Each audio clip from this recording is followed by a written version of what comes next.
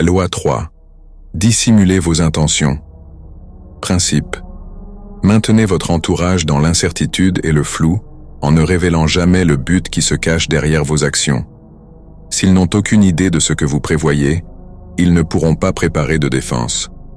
Guidez-les assez loin dans une autre direction, enveloppez-les d'un écran de fumée, et quand ils perceront à jour vos desseins, il sera trop tard. 1. Utilisez leurres et diversions pour créer de fausses pistes. Si, à un moment donné de la supercherie, votre entourage a le moindre soupçon de ce que vous tramez, tout est perdu. Ne leur en donnez pas l'occasion. Envoyez-les sur de fausses pistes en créant des diversions à chaque pas. Faites preuve de feinte sincérité. Envoyez des signaux ambigus. Érigez de factices objets de désir. Incapables de distinguer le vrai du faux, ils ne comprendront pas votre but réel. Violation de la loi.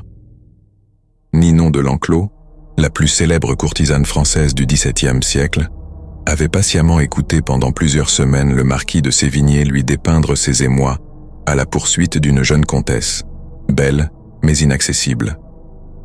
Ninon, alors âgée de 62 ans, était fort versée dans les choses de l'amour. Le marquis était un jeune homme de 22 ans, charmant, fringant, mais sans la moindre expérience sentimentale. Au début, Ninon s'était amusée d'entendre le jeune marquis parler de ses erreurs, mais elle en eut vite assez. Incapable de souffrir l'incompétence, surtout dans ce domaine, elle décida de l'instruire. Il devait avant tout comprendre qu'il s'agissait là d'une guerre, que la belle comtesse était une citadelle à assiéger suivant une stratégie digne d'un général d'armée. Chaque étape devait être planifiée et exécutée avec le plus grand soin. Il fallait, lui dit-elle, approcher la comtesse d'abord de loin, nonchalamment. Puis, quand ils se retrouveraient seuls ensemble, la traiter en amie et non en éventuelle amante. Cela l'induirait dans l'erreur de croire que le marquis n'était peut-être intéressé que par une simple amitié.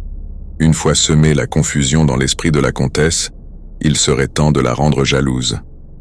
À la rencontre suivante, dans quelque réception parisienne, le marquis devrait se rendre avec une séduisante jeune femme à ses côtés. Cette belle compagne aurait des amis aussi jolis qu'elle, en sorte que, partout où la comtesse rencontrerait désormais le marquis, il serait entouré des plus belles femmes de Paris. Non seulement la comtesse serait rongée de jalousie, mais elle en viendrait à considérer le marquis comme capable de susciter le désir d'autres femmes. Or, expliqua patiemment Ninon au jeune homme incrédule, une femme intéressée par un homme aime à voir que les autres femmes s'intéressent aussi à lui. Non seulement cela lui confère une valeur immédiate, mais elle a la satisfaction de l'arracher aux griffes de ses rivales. Une fois la comtesse jalouse mais intriguée, il serait temps d'entreprendre de la séduire. Le marquis s'abstiendrait de se montrer là où la comtesse espérait le voir. Puis, soudain, il ferait irruption dans des salons qu'il n'avait jamais fréquentés auparavant mais où la comtesse avait ses habitudes. Elle serait incapable de prévoir ses apparitions. Tout cela la conduirait à l'état de confusion émotionnelle indispensable. Ainsi fut fait, et cela prit plusieurs semaines. Ninon surveillait les progrès du marquis grâce à son réseau d'espions. Elle savait que la comtesse riait un peu plus fort au trait d'esprit du jeune homme, écoutait plus attentivement ses histoires, multipliait soudain les questions à son sujet, le regardait plus souvent. Ninon sentait la jeune femme en train de tomber sous le charme. C'était une question de semaines maintenant, peut-être d'un mois ou deux, mais, si tout allait bien, la citadelle serait bientôt prise. Quelques jours plus tard, le marquis se retrouva chez la comtesse. Ils étaient seuls. Cédant à sa propre impulsion, plutôt que de suivre les instructions de Ninon, il saisit les mains de la belle et lui déclara sa flamme. La jeune femme sembla confuse, ce qui le surprit. Elle se montra distante, puis s'excusa. Pendant tout le reste de la soirée, elle évita son regard, s'absenta quand il partit. Les quelques fois suivantes où il lui rendit visite, on lui annonça qu'elle n'était pas chez elle. Quand finalement elle accepta de le revoir, tous deux se sentirent gênés et mal à l'aise. Le charme était brisé. Interprétation. Ninon de L'Enclos savait tout sur l'art d'aimer. Elle était passée entre les bras des plus grands écrivains, penseurs et politiciens de l'époque.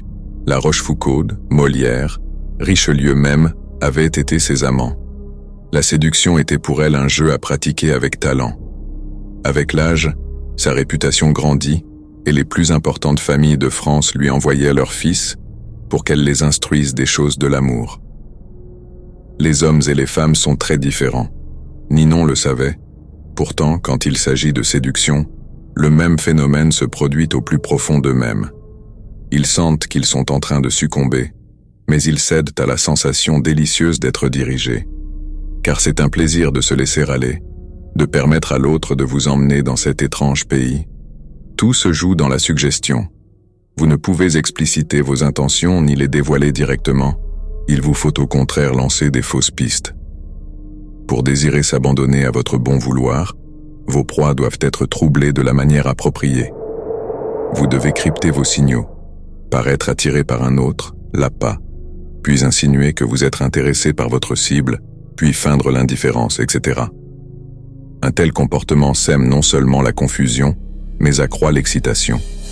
Imaginons l'histoire du point de vue de la comtesse. Après avoir observé le marquis quelque temps, elle comprit qu'il avait initié une sorte de jeu, et elle en fut ravie. Elle ne savait pas où il voulait la mener, mais ce n'en était que mieux. Son comportement l'intriguait, chacun de ses gestes la laissant impatiente de connaître la suite. Même la jalousie et le trouble qu'il provoquait en elle lui plaisaient, car une émotion, parfois, vaut mieux que l'ennui de la sécurité. Peut-être le marquis avait-il quelque idée en tête, c'est le cas de la plupart des hommes. Mais elle ne voulait pas le savoir trop vite, et il est probable que si le marquis avait été capable de la faire attendre plus longtemps, il serait parvenu à ses fins. Mais lorsque le jeune homme prononça le mot fatal « amour », tout changea. Ce n'était plus un jeu. Il avait dévoilé ses intentions. Il était en train de la séduire.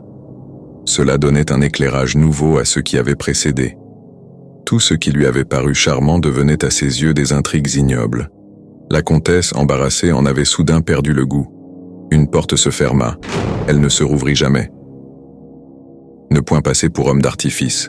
Véritablement, on ne saurait vivre aujourd'hui sans en user, mais il faut plutôt choisir d'être prudent que d'être fin. Le plus grand artifice est de bien cacher ce qui passe pour tromperie. Balthazar Gracian, 601-658, L'homme de cour, traduit par Amelot de la Houssaye. Respect de la loi. En 1850, Otto von Bismarck, âgé de 35 ans, député au Parlement prussien, était à un tournant de sa carrière. L'Allemagne était à l'époque morcelée en de nombreux États, dont la Prusse. Le projet de son unification était à l'ordre du jour, au risque d'une guerre avec l'Autriche, puissant voisin du Sud qui avait intérêt à garder une Allemagne faible et divisée, et menaçait même d'intervenir si elle tentait de s'unifier. Le prince Guillaume, héritier présomptif de la couronne de Prusse, était en faveur de la guerre.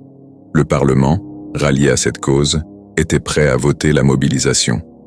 Les seuls à être hostiles à la guerre étaient le roi, Frédéric Guillaume IV, et ceux de ses ministres qui préféraient négocier avec les puissants Autrichiens. Toute sa carrière, Bismarck avait loyalement et passionnément servi la grandeur prussienne. Il rêvait d'une Allemagne unifiée.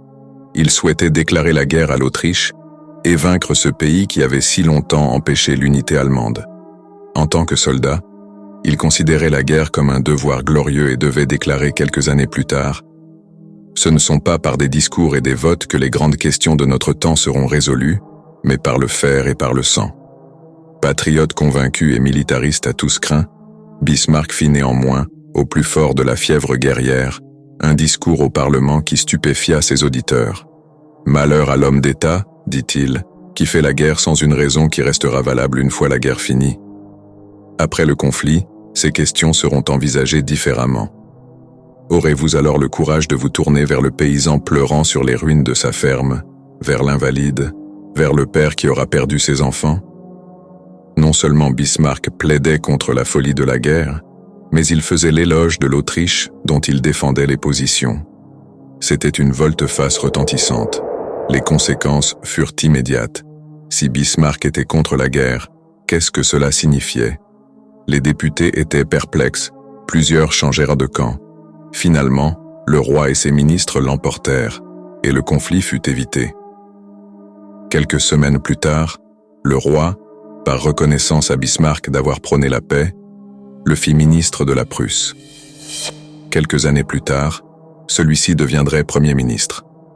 À ce poste, il conduirait finalement son pays et son roi pacifiste à la guerre contre l'Autriche, écraserait le vieil empire et fonderait un puissant État allemand dominé par la Prusse. Interprétation. À l'époque de son discours de 1850, Bismarck s'était livré à plusieurs calculs. Tout d'abord, il s'était aperçu que l'armée prussienne, faute de la modernisation qu'avaient connue les autres armées européennes, n'était pas prête à la guerre. Les Autrichiens, eux, l'étaient. Leur victoire aurait été catastrophique pour le pays. Ensuite, si Bismarck encourageait une guerre que perdait la Prusse, sa carrière ne s'en remettrait jamais. Le roi et ses ministres conservateurs voulèrent la paix. Bismarck, lui, visait le pouvoir. Il choisit donc de berner le peuple en défendant une cause qu'il détestait, à l'aide d'arguments dont il se serait gaussé chez un autre. Le pays entier le crut. Son discours lui valut le portefeuille des Affaires étrangères, et de ce poste il s'éleva rapidement au rang de Premier ministre avec le pouvoir de renforcer l'armée prussienne et d'accomplir ce qu'il avait toujours voulu, humilier l'Autriche et unifier l'Allemagne sous l'égide de la Prusse. Bismarck était certainement l'un des hommes d'État les plus intelligents de tous les temps, grand stratège et maître illusionniste. Personne ne soupçonna ce qu'il voulait vraiment. S'il avait annoncé ses intentions réelles, expliquant qu'il valait mieux attendre et se battre plus tard, il n'aurait pas eu gain de cause. La plupart des Prussiens voulèrent la guerre de suite, croyant à tort leur armée supérieure à celle des Autrichiens. S'il avait essayé de rentrer dans les bonnes grâces du roi en lui demandant de le nommer ministre en échange de son soutien à la paix, il n'aurait pas réussi davantage. Le roi se serait méfié de son ambition et aurait douté de sa sincérité. En défendant l'opposé de ses convictions les plus profondes et en envoyant des signaux factices, il trompa tout le monde et obtint exactement ce qu'il voulait. Voilà l'avantage de dissimuler ses intentions. Les clefs du pouvoir. La plupart des gens se lisent à livre ouvert. Ils disent ce qu'ils ressentent, laissent échapper étourdiment leurs opinions et révèlent leurs moindres projets et intentions. Les causes de cela sont multiples. Tout d'abord, il est naturel d'exprimer ses sentiments et de dévoiler ses projets, alors que cela demande un effort de contrôler ses paroles.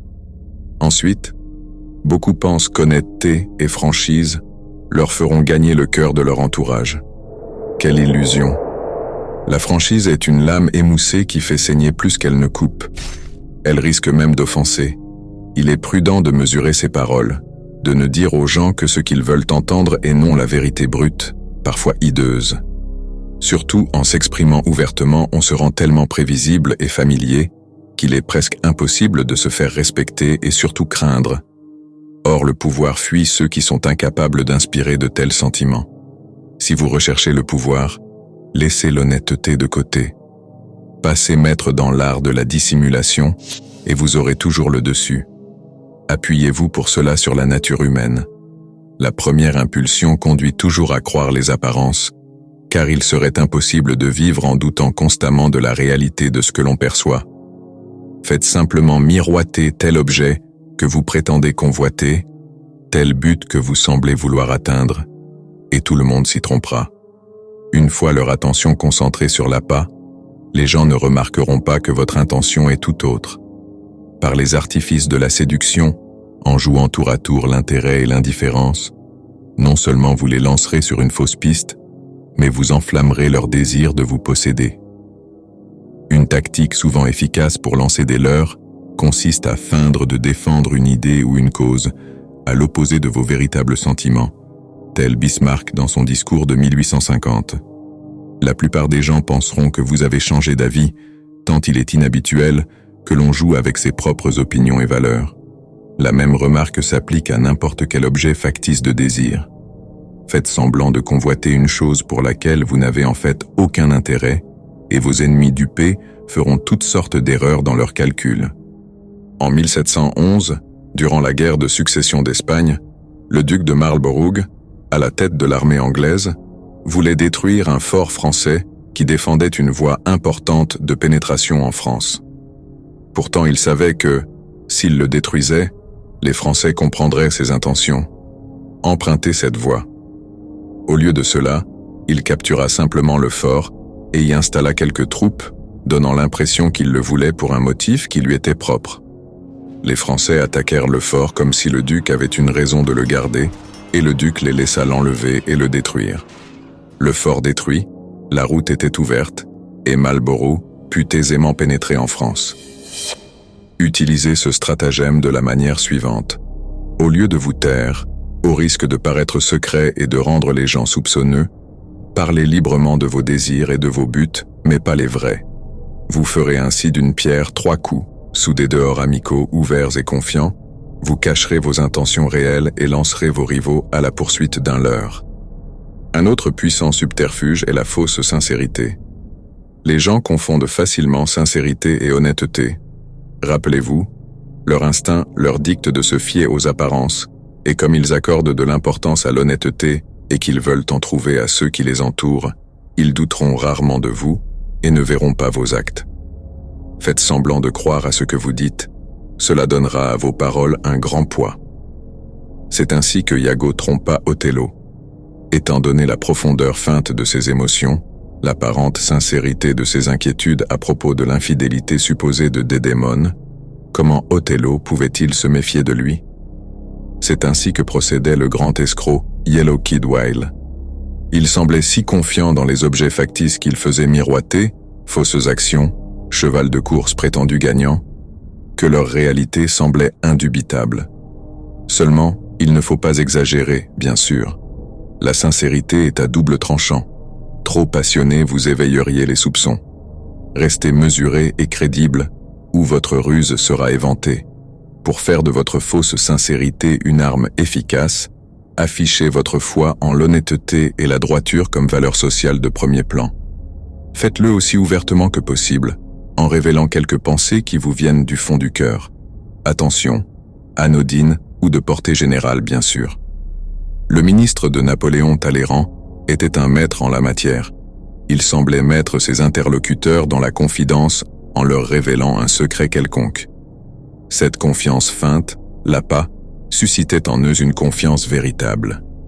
Souvenez-vous, ceux qui trompent le mieux sont ceux qui déguisent le mieux leur malice. Ils cultivent un air d'honnêteté dans un domaine pour masquer leur malhonnêteté dans d'autres. L'honnêteté n'est rien de plus qu'une des armes de leur arsenal. 2. Cachez vos actes derrière des écrans de fumée. La tromperie est toujours la meilleure stratégie, mais les plus habiles supercheries nécessitent un écran de fumée pour distraire l'attention de votre but réel. Une apparence neutre, telle l'impassibilité du joueur de poker, sera souvent l'écran idéal pour dissimuler vos intentions derrière un aspect familier et rassurant. Si vous entraînez un naïf sur un chemin familier, il ne s'apercevra pas que vous le conduisez vers un piège. Respect de la loi. Premier exemple. En 1910, un certain Sam Gisil de Chicago vendit ses entrepôts pour près d'1 million de dollars. Il s'installa dans une semi-retraite pour gérer ses biens-fonds, tout en regrettant le bon vieux temps des affaires. Un jour, un jeune homme nommé Joseph Weil poussa la porte de son bureau. Il voulait acheter un appartement. Gisil lui fit connaître ses conditions. Le bien coûtait 8 000 dollars. La compte était de 2 000. Weil répondit qu'il allait réfléchir. Il revint le lendemain. Il offrait de régler la totalité en espèces si Gisil voulait bien attendre quelques jours. Le temps pour Weil de conclure une affaire en cours. Même à la retraite, l'homme d'affaires avisé qu'était Gisil était curieux de savoir comment Weil allait s'y prendre pour réunir si rapidement une telle somme, à peu près l'équivalent de 150 000 dollars d'aujourd'hui. Weil resta évasif et changea de sujet, mais Gisil revint à la charge. Finalement, sous le sceau du secret, Weil lui raconta ceci. L'oncle de Weil était secrétaire d'une association de financiers multimillionnaires. Ces hommes fortunés avaient acheté à un très bon prix un pavillon de chasse dans le Michigan 10 ans auparavant. Ils ne l'utilisaient plus depuis plusieurs années, aussi avaient-ils décidé de le vendre et demandé à l'oncle de Weil de voir ce qu'il pouvait en obtenir. L'oncle, pour des raisons aussi excellentes que longues à détailler, nourrissait une rancune tenace contre ces millionnaires. Il tenait l'occasion de se faire justice. Il vendrait la propriété 35 000 $ à un intermédiaire que Weil devait trouver. Les financiers étaient trop riches pour se soucier de la modicité de ce prix. L'intermédiaire revendrait alors le pavillon à sa valeur réelle, environ 155 000 $. L'oncle Weil et le troisième homme se partageraient la différence. Tout cela était légal, et la cause, la juste rétribution de l'oncle, inattaquable. Gisil en savait assez, il voulait être l'intermédiaire. Weil hésitait à l'impliquer, mais Gisil tint bon. La perspective d'un important bénéfice assorti d'un frisson d'aventure le faisait trépigner. Weil expliqua à Gisil qu'il devrait tout d'abord investir 35 000 $ en espèces pour remporter le marché. Gisil, millionnaire, répondit qu'il pouvait réunir la somme en un clin d'œil. Weil se laissa finalement fléchir et accepta d'organiser une rencontre entre l'oncle, Gisil et les financiers en question. Celle-ci devait se dérouler à Galesburg, dans l'Illinois. Pendant le voyage en train, Gisil fit la connaissance de l'oncle, un homme imposant avec qui il discuta affaires tout le long du trajet. Weil avait aussi amené un compagnon un peu enveloppé du nom de George Gross. Weil se déclara à Gisil entraîneur de boxe, présenta Gross comme l'un de ses poulains et prétendit qu'il lui avait demandé de venir avec lui pour s'assurer que le boxeur restait en forme. Avec ses cheveux grisonnants et sa bedaine, Gross n'avait rien d'un sportif, mais Gisil était trop excité par son affaire pour se poser de vraies questions. Une fois à Galesburg, Weil et son oncle allèrent chercher les financiers, laissant Gisil dans une chambre d'hôtel en compagnie de Gross, qui enfila rapidement une tenue de boxe et, sous le regard distrait de Gisil, se mit à s'entraîner. L'athlète s'essouffla au bout de quelques minutes d'exercice, mais son style semblait assez correct et Gisil n'y vit rien à redire. Une heure plus tard, Weil et son oncle revenaient avec leur millionnaire, d'imposants messieurs fort élégamment vêtus.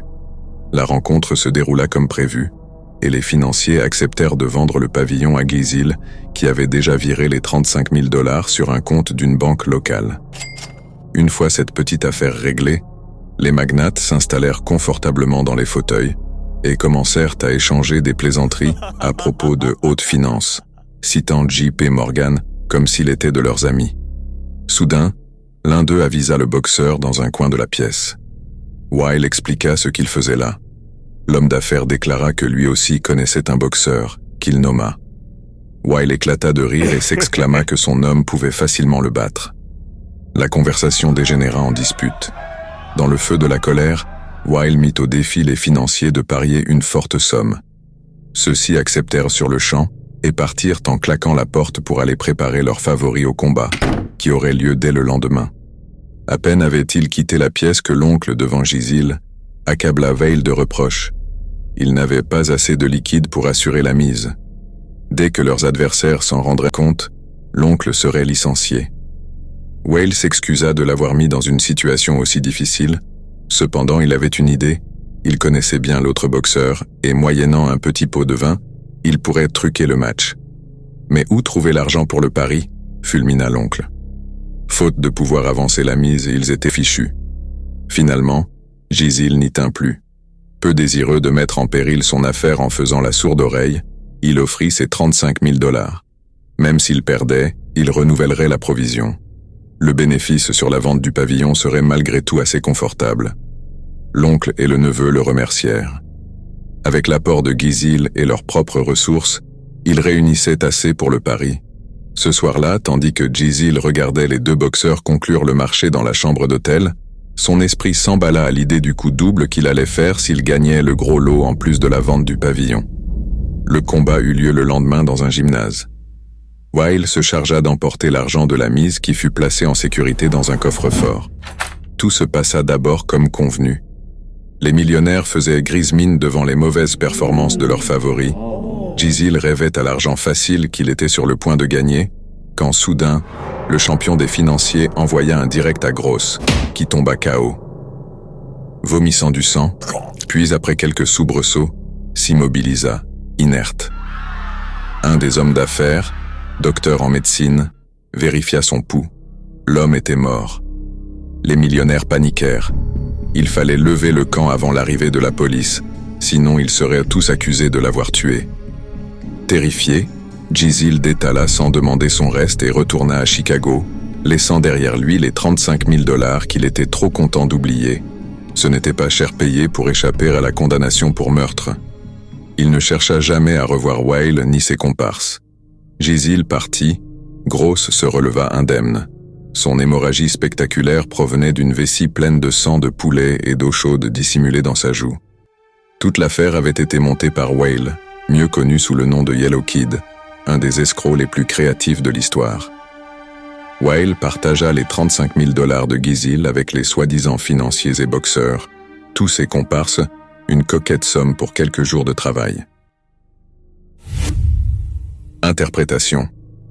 Joseph Weil avait repéré Gisile comme le parfait gogo longtemps avant d'organiser son coup. Il savait que le match de boxe truqué serait une ruse parfaite pour obtenir l'argent de Gisile rapidement et définitivement. Mais il savait aussi que s'il tentait d'emblée d'intéresser Gisile à un match de boxe, il échouerait lamentablement. Il lui fallait dissimuler ses intentions et donner le change, créer un écran de fumée, en l'occurrence, une tractation immobilière. Pendant le trajet en train et dans la chambre d'hôtel, l'esprit de Gisile avait été obnubilé par l'affaire en cours, l'argent facile, l'occasion de frayer avec des hommes fortunés. Peu lui importait que Gross n'eût ni l'allure ni l'âge d'un boxeur, tel est le pouvoir d'un leurre. Absorbé par son marché, l'esprit de Gisile se laissa facilement aiguiller vers le match de boxe, mais il était déjà trop tard pour qu'il remarque les détails insolites de la personnalité de Gross. Le match, après tout, dépendait maintenant plus d'un pot de vin que de la forme physique des combattants. Quant à l'issue du match, Gisile fut si affolé par la mort du boxeur qu'il en oublia complètement son argent. Retenez la leçon. Une façade familière et discrète constitue un parfait écran de fumée. Approchez votre cible avec une idée qui semble assez ordinaire, une proposition d'affaires, une opération financière quelconque. Voilà le naïf distrait, ses soupçons dissipés.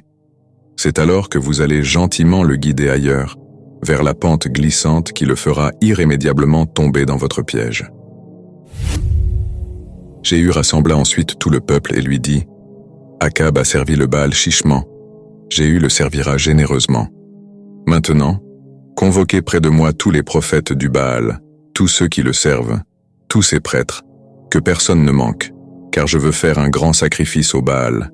Quiconque manquera ne survivra pas. » Or, Jéhu agissait par ruse, pour faire disparaître ceux qui servirent le Baal. Jéhu dit qu'il y ait une sainte assemblée en l'honneur du Baal. On fit la convocation, que Jéhu envoya dans tout Israël. Tous ceux qui servirent le Baal vinrent. Il n'y eut personne qui s'absenta. Ils entrèrent dans la maison du Baal, et la maison fut entièrement remplie. Jéhu et Yonadav, fils de Récav, arrivèrent à la maison du Baal. Il dit à ceux qui servirent le Baal, « Vérifiez s'il n'y a ici avec vous aucun des serviteurs du Seigneur, et s'il y a seulement des gens qui servent le Baal. » Jéhu et Yonadav entrèrent pour offrir des sacrifices et des holocaustes. Or, Jéhu avait placé au dehors 80 hommes, en disant, « Si l'un de vous laisse échapper un seul des hommes que je mets entre vos mains, il paiera de sa vie pour celui qui s'est échappé. » Dès qu'il eut achevé d'offrir l'holocauste, Jéhu dit aux coureurs et aux écuyers, « Entrez, frappez-les et que pas un ne s'échappe. » Ils les frappèrent du tranchant de l'épée. Après les avoir jetés hors de la ville, les coureurs et les écuyers revinrent dans la ville, où se trouvait la maison du Baal. Ils sortirent la stèle de la maison du Baal et la brûlèrent. Après avoir détruit la stèle du Baal, ils démolirent la maison du Baal dont ils firent un cloaque qui subsiste jusqu'à ce jour. Jéhu supprima d'Israël le Baal. 2 Rois X, 18-28, traduction œcuménique de la Bible. Traverser furtivement l'océan en plein jour. Cela signifie créer un décor qui donne une impression familière, grâce à laquelle le stratège peut manœuvrer sans être vu, tandis que tous les regards sont tournés vers des objets évidents. Thomas Cleary, 1991, The 36 Strategies, cité dans The Japanese Art of War. Respect de la loi, deuxième exemple. Au milieu des années 1920, les puissants chefs militaires éthiopiens comprirent qu'un jeune homme de l'aristocratie appelé le Ratafari, le futur empereur Haïlé Sélassié, était en train de les surpasser tous. Il était sur le point de se proclamer leur chef, unifiant le pays pour la première fois depuis des décennies. La plupart de ses rivaux ne pouvaient comprendre comment cet homme simple, calme, aux manières agréables, avait pu acquérir autant de pouvoir. Pourtant, en 1927, Sélassié convoqua les chefs militaires un par un à Addis Abeba pour faire allégeance et le reconnaître comme roi. Certains s'y précipitèrent, d'autres hésitèrent, mais un seul, Dajazmach Balcha, seigneur du Sidamo, osa le défier ouvertement. Balcha était un homme impétueux, un grand guerrier, et il considérait le nouveau chef comme faible et sans valeur. Il resta ostensiblement loin de la capitale. Finalement, Sélassié, à sa manière courtoise mais ferme, ordonna à Balcha de venir. Le seigneur de la guerre se résolut à obéir, mais ce serait pour retourner la situation aux dépens du prétendant au trône d'Éthiopie. Il viendrait à Addis Abeba à son rythme et à la tête d'une armée de 10 000 hommes, suffisante pour le défendre, peut-être même pour déclencher une guerre civile. Il fit camper cette formidable armée dans une vallée à 5 kilomètres environ de la capitale et attendit, comme il sied à un roi. Sélassié envoya en effet des émissaires, conviant Balcha à un banquet d'après-midi en son honneur. Mais Balcha, qui n'était pas un imbécile, connaissait l'histoire de son pays. Il savait que les rois et seigneurs d'Éthiopie avaient souvent prétexté des banquets pour capturer leurs adversaires. Une fois qu'il serait là, et qu'il aurait bien bu, Sélassié le ferait arrêter et assassiner. Pour bien faire savoir qu'il n'était pas dupe, il accepta l'invitation, mais à la condition expresse d'amener avec lui sa garde personnelle, 600 de ses meilleurs soldats, armés jusqu'aux dents et prêts à se défendre et à le protéger. À la grande surprise de Balcha, Sélassié répondit avec la plus exquise courtoisie qu'il serait honoré d'accueillir de tels guerriers. Sur le chemin du banquet, Balcha avertit ses soldats de ne pas boire et d'être sur leur garde. Quand ils arrivèrent au palais, Sélassié se montra des plus agréables. Il témoigna à Balcha la plus grande déférence, le traita comme s'il avait désespérément besoin de son accord et de sa coopération. Mais Balcha refusa de se laisser charmer. Il prévint Sélassié que, s'il n'était pas rentré au camp à la nuit tombée, son armée avait l'ordre d'attaquer la capitale. Sélassié sembla blessé de cette méfiance. Après le repas, quand vint le moment de célébrer les chefs par des chants traditionnels, il n'autorisa que ceux glorifiant son hôte. Balcha crut Sélassié effrayé, intimidé par ce grand guerrier qu'on ne pouvait duper. Il était persuadé que, dans les jours à venir, ce serait lui qui aurait en main les cartes maîtresses. À la fin de l'après-midi, le chef militaire et ses soldats repartirent vers leur camp sous les vivas et les salves d'honneur. Se retournant pour regarder la capitale par-dessus son épaule, Balcha réfléchissait à sa stratégie. Il voyait déjà ses propres soldats marcher triomphalement sur la ville dans quelques semaines. Quant à Sélassié, il serait expédié en prison ou au cimetière. Mais lorsque Balcha fut en vue de son camp, ce qui l'attendait était un spectacle terrible. Au lieu d'un océan de tentes multicolores jusqu'à l'horizon, il ne restait que la fumée de quelques feux qui achevaient de se consumer. Était-ce de la sorcellerie? Un témoin raconta à Balcha ce qui s'était passé. Pendant qu'ils étaient au banquet, une grande armée commandée par un allié de Sélassié s'était glissée jusqu'au camp de Balcha par une piste secondaire que celui-ci n'avait pas vue. Cette armée n'était pas venue pour combattre. Le Ratafari savait que Balcha, entendant les tirs d'une bataille, aurait précipitamment fait demi-tour avec ses 600 hommes d'élite. Sélassié avait muni les siens de paniers pleins d'or et d'argent. Ils avaient encerclé l'armée de Balcha et acheté toutes leurs armes. Ceux qui refusaient avaient été facilement intimidés. En quelques heures, l'armée entière de Balcha avait été désarmée et éparpillée. Réalisant qu'il était en danger, Balcha décida de partir vers le sud avec ses 600 soldats pour regrouper ses hommes. Seulement la troupe qui avait désarmé son armée bloquait la route.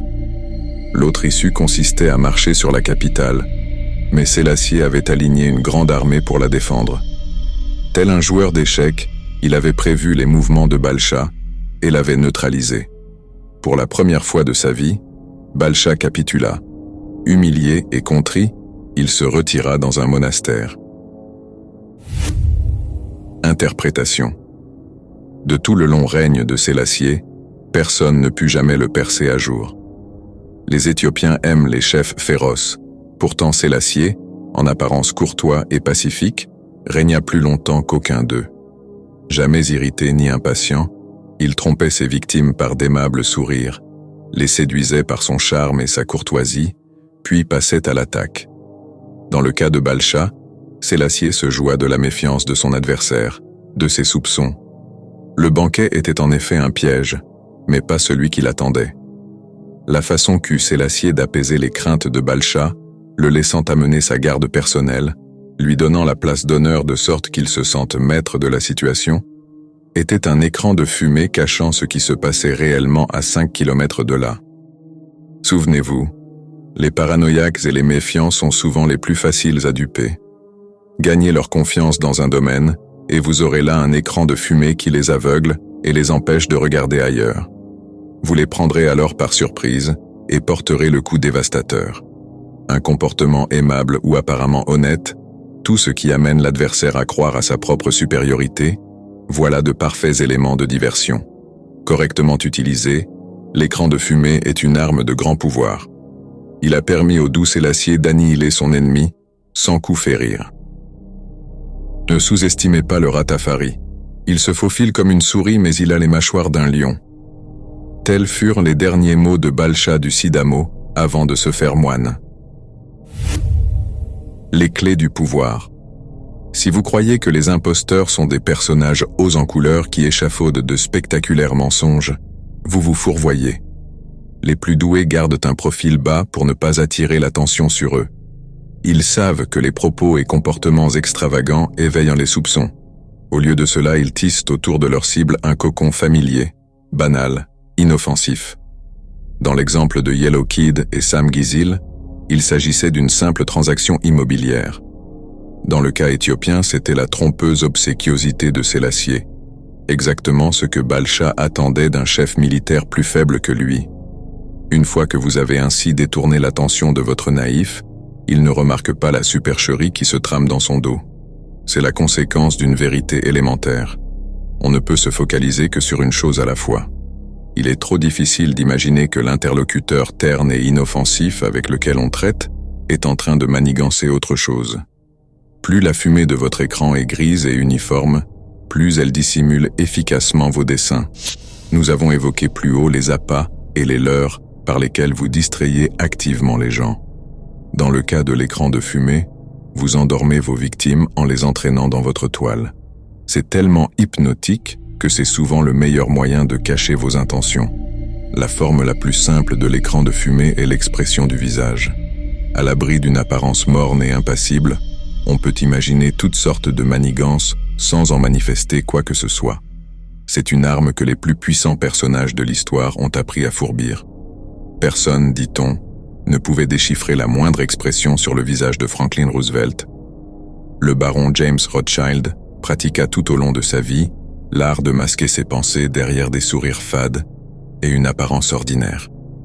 Henry Kissinger faisait mourir d'ennui ses opposants à la table des négociations avec sa voix monocorde, son aspect quelconque et ses discours circonstanciés, puis, au moment où leurs yeux se perdaient dans le vague, il leur assénait une série de conditions audacieuses. Pris par surprise, il se laissait facilement intimider. Quand il a la main, explique un manuel de poker, un bon joueur ne doit pas chercher à se faire bon acteur. Qu'il adopte un comportement falot impossible à déchiffrer, qui laisse perplexe ses adversaires et lui permettra une meilleure concentration. Comme c'est un concept adaptable, l'écran de fumée peut être pratiqué à différents niveaux, tous fondés sur les principes psychologiques de la distraction et du détournement de l'attention. L'un des plus efficaces est le geste noble. Les gens veulent croire que des comportements apparemment nobles sont authentiques, car cette croyance leur plaît. Ils remarquent rarement combien ces comportements peuvent être illusoires. Le marchand de tableaux Joseph Duveen fut un jour confronté à un terrible problème. Les millionnaires qui lui avaient acheté si cher ces tableaux se retrouvaient à court de place et, les droits de succession augmentant, il semblait peu probable qu'ils puissent continuer à acheter. La solution au problème, la Galerie nationale d'art de Washington que Duveen aida à créer en 1937 en obtenant d'Andrew Mellon qu'il lui donne sa collection. La National Gallery était une couverture parfaite pour Duveen. Le système du don permettait à ses clients d'éviter les taxes, faisait de la place pour de nouveaux achats et asséchait le marché. Cette pénurie faisait encore monter les prix. Tout cela pendant que les donateurs faisaient figure de mécènes. Un autre écran de fumée efficace est le modèle, l'établissement d'une série d'actes qui séduisent la victime en lui faisant croire que vous allez continuer sur la même voie. Le modèle se base sur un élément de psychologie. Notre comportement se conforme à des modèles, ou du moins le croyons-nous. En 1878, l'Américain Jay Gould, magnate redouté de la finance, créa une société qui s'attaqua au monopole de la compagnie de télégraphe Western Union. Les directeurs de la Western Union décidèrent de racheter la compagnie de Gould. Ils y mirent le prix, mais se débarrassèrent ainsi d'un rival gênant. 3 mois plus tard, pourtant, Gould refaisait surface et se plaignait d'avoir été traité injustement. Il fonda une nouvelle société, concurrente de la Western Union et de sa nouvelle acquisition. Et tout recommença. La Western Union la racheta pour le faire taire. Le même schéma se reproduisit une 3e fois, mais cette fois-ci, Gould frappa au point le plus faible. Il déclencha brusquement une offre publique d'achat et réussit à prendre le contrôle du groupe Western Union. Il avait établi un modèle qui avait trompé les directeurs de la compagnie en leur faisant croire que son but était de se faire racheter à bon prix. Une fois qu'il l'avait payé, il se détendait et ne remarquait pas qu'il visait désormais plus haut. Le modèle est un subterfuge puissant, car l'autre s'attend exactement au contraire de ce que vous êtes réellement en train de faire. Une autre faiblesse psychologique dont on peut tirer avantageusement parti est la tendance à prendre les apparences pour la réalité. Le sentiment que si quelqu'un semble appartenir à votre groupe, il en est effectivement.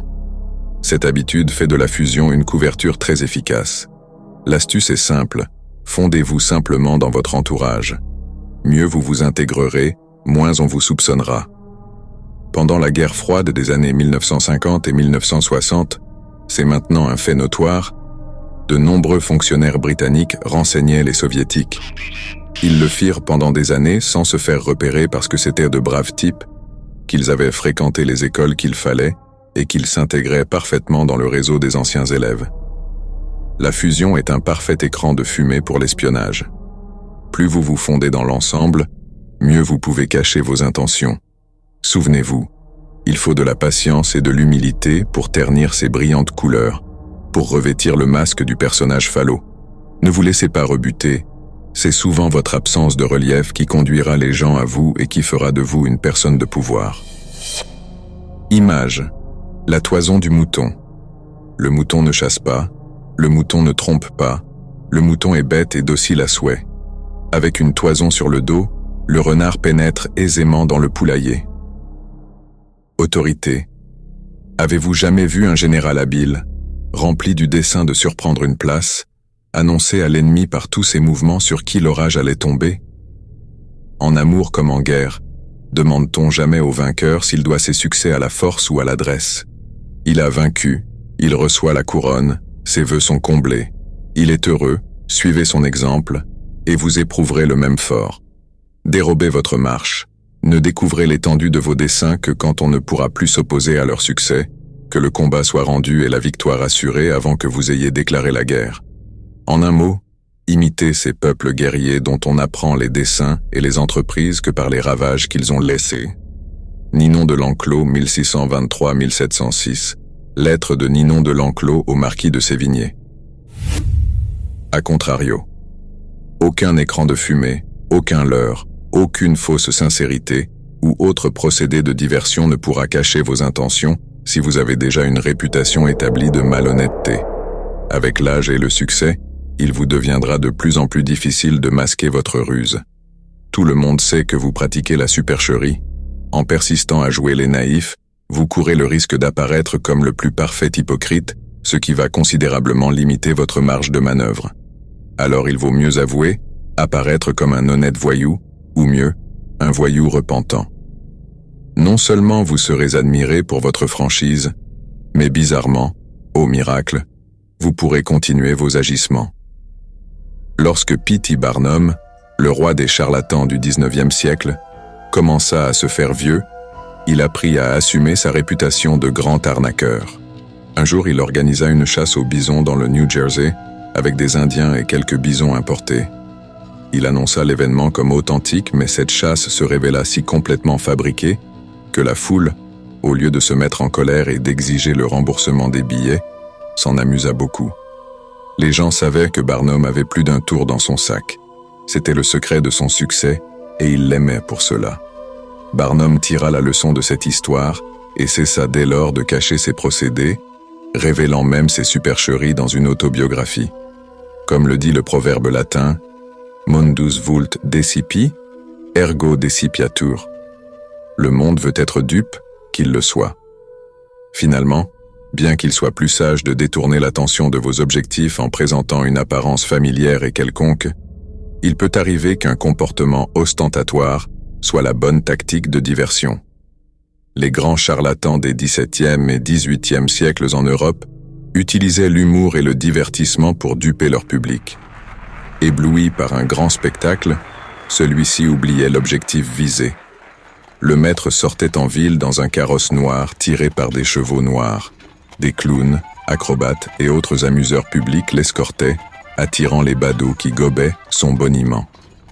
Le divertissement semblait être l'affaire du jour. En fait, le vrai but était de vendre des élixirs et des potions. Le spectacle est certes un excellent procédé de diversion, mais il a ses limites. À force, le public se lasse, devient soupçonneux et finalement découvre la supercherie.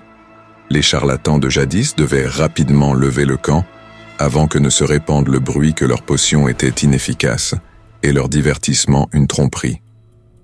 Tandis que les hommes de pouvoir au charme discret, les Talleyrand, les Rothschild, les Sélassié, peuvent tromper leur monde au même endroit leur vie durant.